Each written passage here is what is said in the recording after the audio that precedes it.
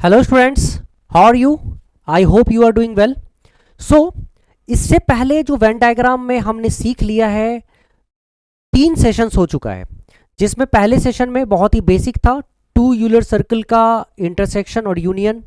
उसके बाद वाले में 3 यूलर सर्कल का इंटरसेक्शन एंड यूनियन। और उसके आगे हमने देखा अलग अलग तरीके का क्वेश्चंस। और आज जो हम लोग 4th सेशन में हैं वेन डायग्राम के, इसमें मैं आपको कुछ इंपॉर्टेंट वो बातें बताऊंगा, वो कॉन्सेप्ट समझाऊंगा जो एग्जाम्स में लगातार पूछा जा रहा है, पूछते आए हैं, डिफरेंट एग्जाम्स में पूछते आए हैं। और इस तरह के क्वेश्चंस के पूछने के चांसेस काफ़ी हाई होते हैं, एक्सपेक्टेड होते हैं। अभी आपको ये पता चल जाएगा, समझ लेंगे, और आने वाले समय में आपको जब एग्ज़ाम्स देंगे ना, तो पता चलेगा कि सर ने ये बात कही थी कि जो चीज़ें अभी मैं आपको बता रहा हूँ बहुत ही इंटरनली, ठीक है, किसी चीज में अगर मैं घुस रहा हूं और आपको समझा रहा हूं तो यू शुड प्रैक्टिस, क्योंकि इससे क्वेश्चन आएगा। I do have lots of experience guys, तो आपको समझना पड़ेगा कि इस चीज का फायदा कैसे उठाएं। चलो बिना वक्त गवाए हुए इस सवाल पे आते हैं, जहां वेन डायग्राम का ही क्वेश्चन होगा, वेन डायग्राम का ही कॉन्सेप्ट होगा, जिसमें मैक्सिमम और मिनिमम नंबर्स पूछा जाता है। कैसा क्वेश्चन है, कैसे रिस्पॉन्ड करते हैं, आओ जरा देखते हैं। पहले क्वेश्चन को थोड़ा पढ़ लो। क्वेश्चन कहता है, in a business school there are 3 electives and at least 1 elective is compulsory to opt. 75% students opted for marketing, 62% students opted for finance, and 88% students opted for HR. A student can have dual or triple specialization. What is the minimum number of students that are specialized in 3 streams? What is the maximum number of students that can specialize in all 3 streams? ठीक है, यहां question को समझो। Question कह रहा है कि एक बिजनेस स्कूल है जिसमें 3 इलेक्टिव्स हैं, ठीक है, और इन तीनों इलेक्टिव्स में से हर एक स्टूडेंट को कंपलसरी है कि कम से कम एक इलेक्टिव तो चुनना ही पड़ेगा। आप 2 भी चुन सकते हैं, 3 भी चुन सकते हैं। मैंने यहां दिया हुआ स्टूडेंट कैन हैव डुअल और ट्रिपल स्पेशलाइजेशन, लेकिन ऐसा नहीं कर सकते हैं कि कोई भी ना चूज किया आपने, आप एक तो चूज करना ही करना है, ठीक है। 75% स्टूडेंट हैं जो मार्केटिंग को चूज करते हैं, 62% हैं जो फाइनेंस को, और 88% है जो एचआर को चूज करते हैं। और फिर आपसे पूछा गया कि मिनिमम नंबर ऑफ स्टूडेंट्स बताओ जो तीनों स्ट्रीम्स में स्पेशलाइज्ड हैं, और फिर मैक्सिमम नंबर ऑफ स्टूडेंट्स बताओ जो तीनों में स्पेशलाइज्ड है। ऐसे क्वेश्चन को करने का सबसे पहला तरीका तो हम लोग जानते ही हैं। हम लोग क्या करेंगे, यहाँ पे बनाएंगे वेन डायग्राम।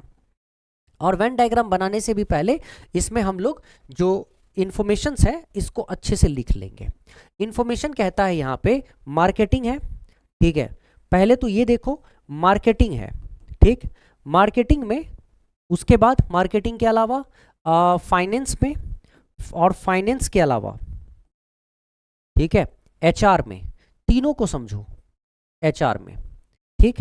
मार्केटिंग की अगर हम बात करें तो मार्केटिंग में 75% ऐसे हैं जो मार्केटिंग को चूज करने वाले, इलेक्ट करने वाले, ठीक है, 75% स्टूडेंट हैं। तो मार्केटिंग को अगर 75% स्टूडेंट अगर इलेक्ट करेंगे तो कितने परसेंट स्टूडेंट मार्केटिंग को इलेक्ट नहीं कर रहे हैं? ये हैं 25%, 25%, ठीक है। इलेक्ट करने वाले 75%, इलेक्ट नहीं करने वाले 25%। अच्छा, फाइनेंस को इलेक्ट करने वाले कितने हैं? तो फाइनेंस को इलेक्ट करने वाले हैं 62%। मतलब अगर फाइनेंस को इलेक्ट करने वाले 62% होंगे तो फाइनेंस को इलेक्ट नहीं करने वाले जो नंबर्स होंगे वो होंगे 38%। 100 में माइनस कर दो 38%। उसके बाद बात करेंगे एचआर की, ठीक है। यहां पे एचआर लिख रहा हूं मैं। एचआर में 88% है, 88% है जो एचआर को इलेक्ट करते हैं। तो कहने का मतलब ये हुआ एचआर को जो नहीं इलेक्ट करेंगे वो 12% होंगे। इतनी बात आपको समझना पड़ेगा। मतलब ऑप्ट करने वाले, ऑप्ट नहीं करने वाले, फाइनेंस में ऑप्ट करने वाले, ऑप्ट नहीं करने वाले, ठीक है। अब अगर ये सवाल समझ में आ गया, वेन डायग्राम बना लो पहले, ठीक है। इसमें वेन डायग्राम की वैसे जरूरत इस क्वेश्चन में तो नहीं होगी, लेकिन एक बार बना के रख लेते हैं दूसरे वाले क्वेश्चन के लिए एटलीस्ट, बार बार कौन बनाए, है ना। तो देखो, एक को तो तुमने यहां रिप्रेजेंट कर दिया, ये वाला मार्केटिंग 75% है, ठीक है। उसके बाद वाला फाइनेंस 62% है, ठीक है, 62%। उसके बाद वाला HR 88% है टोटल, ठीक है। अब अगर हमने यहां देख लिया कि मार्केटिंग, तो यहां पे दो पार्ट्स में क्वेश्चन पूछा गया है, मिनिमम और मैक्सिमम। तो तुम्हें एक बात समझना पड़ेगा बेटा, ध्यान से सुनना मेरी बात को। सवाल ये है कि अगर एक इलेक्टिव चुनना ही है, एटलीस्ट वन, मतलब आप 2 भी चुन सकते हो, आप 3 भी चुन सकते हो, लेकिन नहीं चुनने का कोई केस बनता ही नहीं है, एक इलेक्टिव चुनना ही है। तो यहां पे आपको पूछा गया कि मिनिमम कितने ऐसे हैं जो तीनों चूज करेंगे और मैक्सिमम कितने ऐसे हैं जो तीनों चूज करेंगे, ठीक है। तो आपको पहले मिनिमम वाले केस में कि what is the minimum number of student that are specialized in all 3 streams, तो जो तीनों स्ट्रीम्स में स्पेशलाइज्ड हैं, पहले हम ये चूज करते हैं, हम ये देखते हैं कि वो कौन होंगे। तो हम क्या देख रहे हैं यहाँ पे, समझने वाली बात है कि अगर आपने यहाँ नोटिस किया, आपने यहाँ पे नोटिस किया कि मार्केटिंग ऑप्ट करने वाले 75% लोग थे, ठीक है। तो मार्केटिंग ऑप्ट नहीं करने वाले, मार्केटिंग ऑप्ट करने वाले 75% लोग थे, तो मार्केटिंग ऑप्ट नहीं करने वाले 25% लोग होंगे, राइट, जो कि मार्केटिंग ऑप्ट नहीं करेंगे, ठीक है। अच्छा, फाइनेंस ऑप्ट करने वाले 62% लोग हैं, तो फाइनेंस ऑप्ट नहीं करने वाले 38% लोग होंगे, ठीक है। और अगर मैं HR को देखता हूं, ऑप्ट करने वाले अगर 88% हैं तो ऑप्ट नहीं करने वाले 12%। अब मैं क्या कर रहा हूं, मैं जो नहीं मार्केटिंग को ऑप्ट नहीं कर रहे हैं, मैं इसको ऐड करता हूं 25 प्लस 38 प्लस 12, ये होके ऐड आता है 75%, ठीक है, 75%। तो ये जो टोटल 75% है, ये 75% कौन है, ये 75% वो लोग हैं, समझना इसको, ये 75% वो लोग हैं जो अगर मान लो कोई इंटरसेक्शन ना हो, तीनों में कोई इंटरसेक्शन ना हो, मार्केटिंग, फाइनेंस और HR में, मतलब कि आपको पहले से पता ना हो कि मार्केटिंग, फाइनेंस और HR में लोग हैं, तो तीनों का कोई इंटरसेक्शन ना हो, तो 75%, 75% लोग तो वो होंगे ही जो या तो, समझना, जो या तो मार्केटिंग या फाइनेंस या HR, ठीक है, या फिर मार्केटिंग फाइनेंस, फाइनेंस HR या मार्केटिंग HR में होंगे। मतलब ये थोड़ा सा अब विस्तार से समझाता हूं, सुनना बात को मेरी। देखो, जब मैं कहता हूं कि मार्केटिंग में 75% लोग हैं, ठीक है, तो मार्केटिंग में 75% लोग हैं जिन्होंने ऑप्ट किया, तो 25% ऐसे हैं जिन्होंने मार्केटिंग ऑप्ट नहीं किया। तो अगर मार्केटिंग ऑप्ट नहीं किया, तो ऐसा तो नहीं है कि इनके पास ऑप्शन है कि मार्केटिंग ऑप्ट नहीं करेंगे तो HR भी नहीं ऑप्ट करेंगे, फाइनेंस भी ऑप्ट नहीं करेंगे, तो कुछ भी ऑप्ट ना करें, ऐसा तो कोई ऑप्शन नहीं है इनके पास। तो इनके पास ऑप्शन क्या है कि मार्केटिंग ऑप्ट नहीं किए हो तो नहीं करो, कोई बात नहीं है, लेकिन फिर या तो फाइनेंस ऑप्ट करो, या तो HR ऑप्ट करो, या तो दोनों ऑप्ट करो, फाइनेंस और HR। मार्केटिंग नहीं करना है मत करो, कोई बात नहीं है, नहीं तो अगर मार्केटिंग नहीं करना है मत करो, लेकिन फिर फाइनेंस करो, या तो HR करो, या तो दोनों करो। तो 25% वो लोग होंगे जो या तो मार्केटिंग करेंगे, या तो फाइनेंस कर रहे होंगे ऑप्ट, या तो HR कर रहे होंगे ऑप्ट, या तो दोनों कर रहे होंगे ऑप्ट, राइट। उसी तरह फाइनेंस में 62% ऐसे हैं जो फाइनेंस को ऑप्ट करते हैं, तो 38% ऐसे हैं जो ऑप्ट फाइनेंस को नहीं करते हैं। लेकिन अगर फाइनेंस को ऑप्ट नहीं करते हैं तो इसका मतलब ये नहीं कि वो मार्केटिंग को भी ऑप्ट नहीं करेंगे, HR को भी ऑप्ट नहीं करेंगे, नहीं। ये जो 38% है फाइनेंस को ऑप्ट नहीं करेंगे, लेकिन ये 38% मार्केटिंग को ऑप्ट कर रहे होंगे, या फिर HR को ऑप्ट कर रहे होंगे, या फिर मार्केटिंग एंड HR बोथ को ऑप्ट कर रहे होंगे। That means this 38% would have opted either marketing और एचआर और बोथ। ठीक है, उसी तरह अगर मैं बात करूंगा एचआर में 88% ऐसे हैं जिन्होंने एचआर को ऑप्ट किया है, तो 12% वो होंगे जिन्होंने एचआर को ऑप्ट तो नहीं किया, लेकिन या तो मार्केटिंग को किया होगा या फाइनेंस को किया होगा या दोनों को किया होगा। तो मैंने इन सब को जब ऐड किया ना, तो 75% यहां जो आया है ना, अगर तीनों को ऑप्ट करने वाला कोई नहीं है यहाँ पे, क्योंकि तुम तो देख ही रहे हो कि मार्केटिंग को ऑप्ट नहीं करता है, ये 38% फाइनेंस को ऑप्ट नहीं करता है और 12% एचआर को ऑप्ट नहीं करता है। तो ऑब्वियस सी बात है कि कम से कम एक ऐसा सब्जेक्ट है जिसको ये ऑप्ट नहीं कर रहे हैं, तो तीनों को का इंटरसेक्शन तो हो नहीं सकता है, और तीनों का इंटरसेक्शन नहीं हो सकता है, इसका मतलब तीनों को ऑप्ट करने वाला नंबर यहाँ पे परसेंटेज यहाँ पे है नहीं। ठीक है, तो इसका मतलब 75% जो है ना, ये 75% कौन से नंबर है? 75% वो लोग हैं, they are the people who have either opted marketing, means 75% have either opted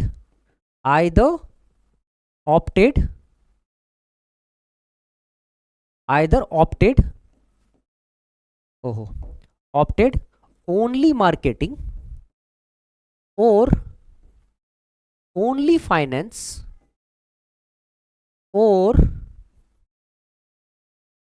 only HR or marketing and finance, only marketing and finance or finance, ये भी ओनली में होगा। ठीक है, ओनली मार्केटिंग एंड फाइनेंस मैं यहां पे लिख देता हूं, और ओनली मार्केटिंग एंड फाइनेंस और ओनली फाइनेंस एंड एचआर और ओनली मार्केटिंग एंड एचआर। ठीक है, तो ये कहने का मतलब ये जो 75% है, ठीक है, वो लोग हैं, इनमें तीनों में इंटरसेक्शन नहीं है। तो 75% कौन से लोग हैं? ये वो लोग हैं जो या तो ये मार्केटिंग नहीं करेगा तो फाइनेंस या एचआर या दोनों में से कुछ ना कुछ ऑप्ट करना पड़ेगा।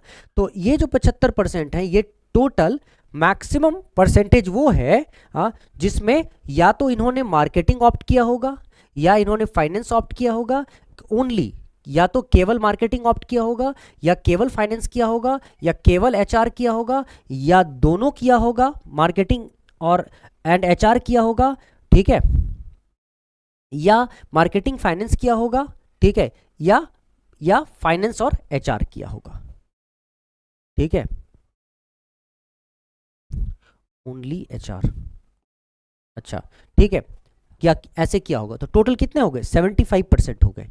तो टोटल 75% हो गए जो या तो ओनली मार्केटिंग एचआर और फाइनेंस और मार्केटिंग फाइनेंस, मार्केटिंग एचआर और एचआर फाइनेंस में से कुछ किया होगा।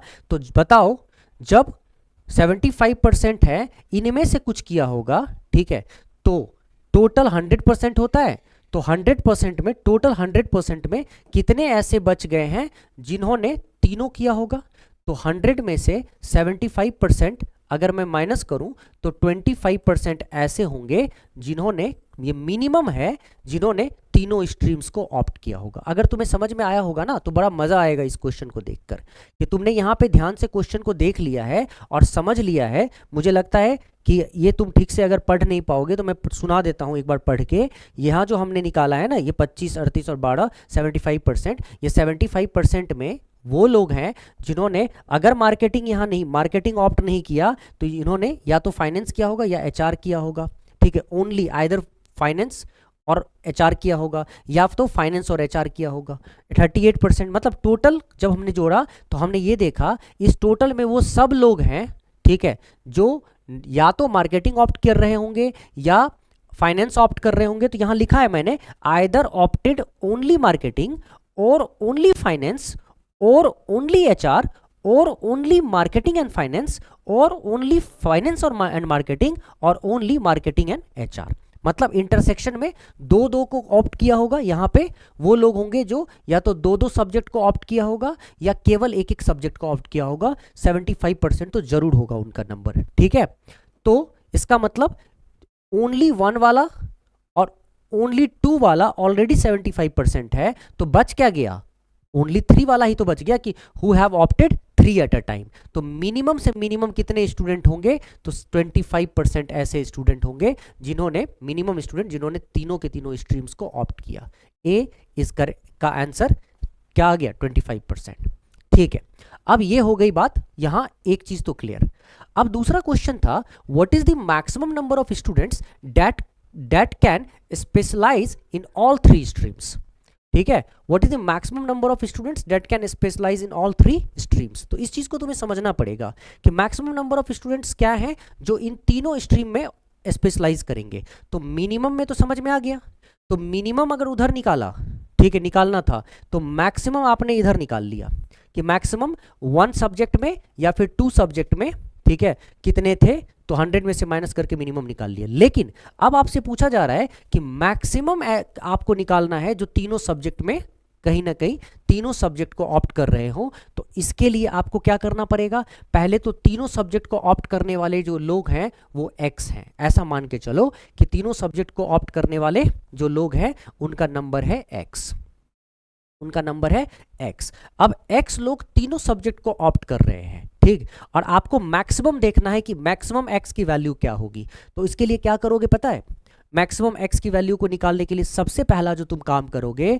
वो होगा, हाँ, सबसे पहला जो काम होगा वो ये, तुम्हें ये पता होना चाहिए कि अगर ये x है, अगर ये x है और तुम मैक्सिमम नंबर ऑफ स्टूडेंट निकालना चाहते हो 3 स्ट्रीम्स में, तो तुम्हें देखना है कि 3 स्ट्रीम्स में को ऑप्ट करने वाले अगर x नंबर ऑफ पर्सन्स हैं, तो यहां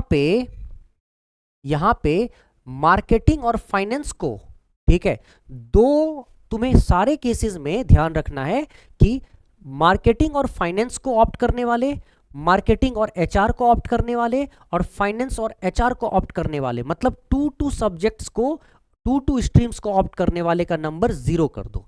कहने का मतलब ना तो मार्केटिंग और फाइनेंस को ऑप्ट करने वाला कोई पर्सन है, स्टूडेंट्स हैं, ना ही मार्केटिंग और एचआर को ऑप्ट करने वाले स्टूडेंट्स हैं, ना ही फाइनेंस और एचआर को ऑप्ट करने वाले स्टूडेंट हैं।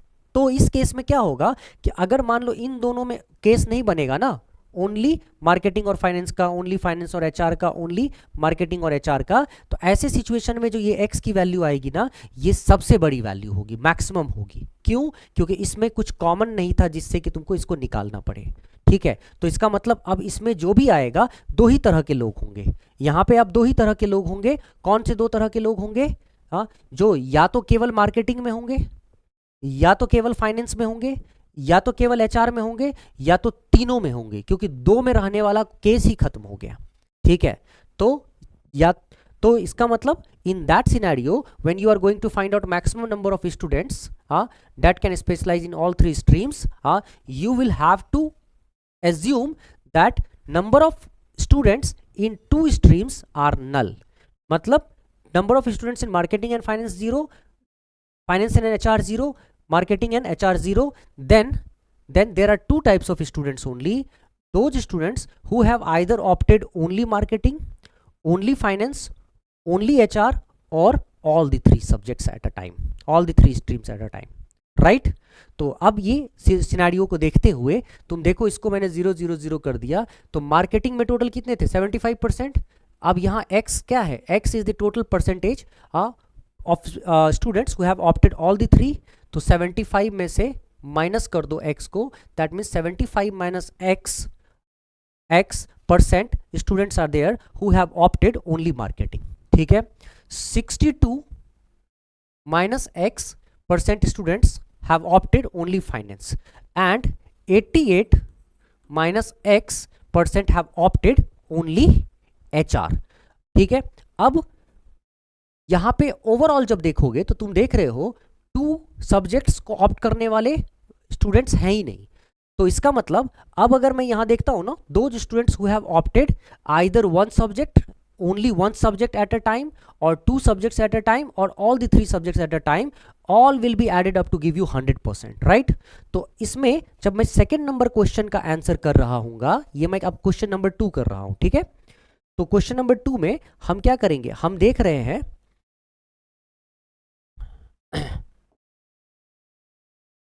हाँ, क्वेश्चन नंबर 2 में हम क्या देख रहे हैं कि अगर मैं इसको सॉल्व करता हूं तो टोटल 100% हमको चाहिए इसमें, तो मैक्सिमम x की वैल्यू क्या होगी? तो सबसे पहले ओनली मार्केटिंग में 75 माइनस एक्स, ठीक है, only finance 62 minus x, only HR 88 minus x, plus और in all the three x equal to 100।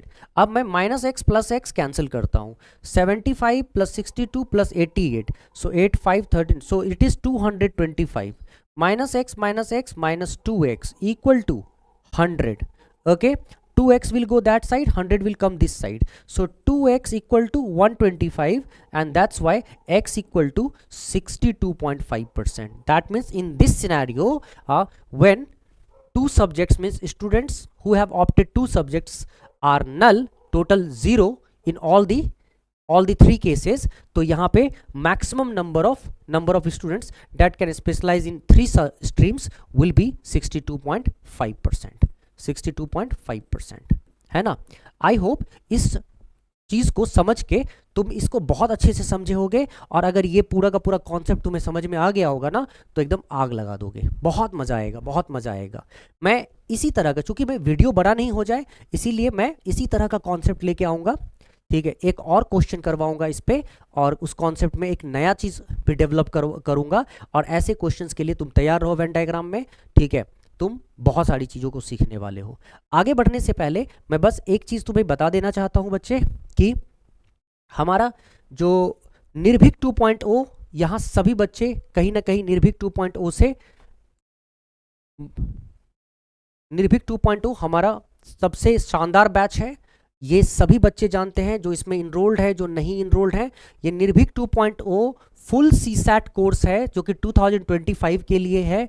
ये आगे 3.0 के नाम से आएगा, 2026 के लिए, 27 के लिए होगा। अभी हम रिसेंटली एक क्रैश कोर्स भी निकालने वाले हैं, निर्भीक 2.0 क्रैश कोर्स के नाम से, ठीक है, निर्भीक 2.0